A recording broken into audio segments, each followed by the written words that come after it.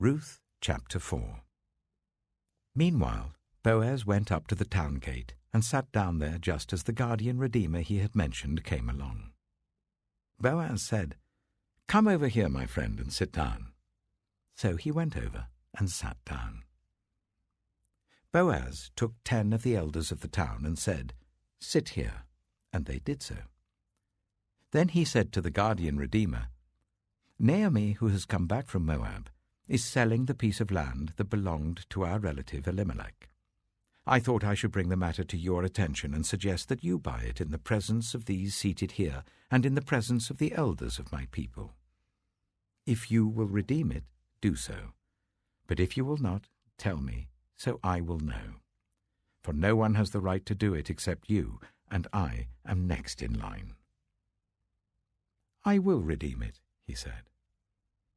Then Boaz said, "On the day you buy the land from Naomi, you also acquire Ruth the Moabite, the dead man's widow, in order to maintain the name of the dead with his property." At this the guardian redeemer said, "Then I cannot redeem it, because I might endanger my own estate. You redeem it yourself. I cannot do it." Now in earlier times in Israel, for the redemption and transfer of property to become final, one party took off his sandal and gave it to the other. This was the method of legalizing transactions in Israel. So the guardian redeemer said to Boaz, "Buy it yourself." And he removed his sandal. Then Boaz announced to the elders and all the people, "Today you are witnesses that I have bought from Naomi all the property of Elimelech, Kilion, and Mahlon.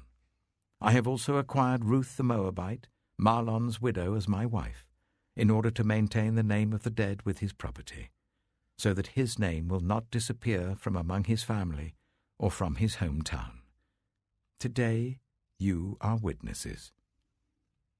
Then the elders and all the people at the gate said, "We are witnesses. May the Lord make the woman who is coming into your home like Rachel and Leah, who together built up the family of Israel.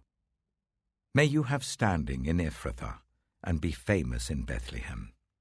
Through the offspring the Lord gives you by this woman, may your family be like that of Perez, whom Tamar bore to Judah." So Boaz took Ruth, and she became his wife. When he made love to her, the Lord enabled her to conceive, and she gave birth to a son. The women said to Naomi, "Praise be to the Lord, who this day has not left you without a guardian redeemer. May he become famous throughout Israel. He will renew your life and sustain you in your old age.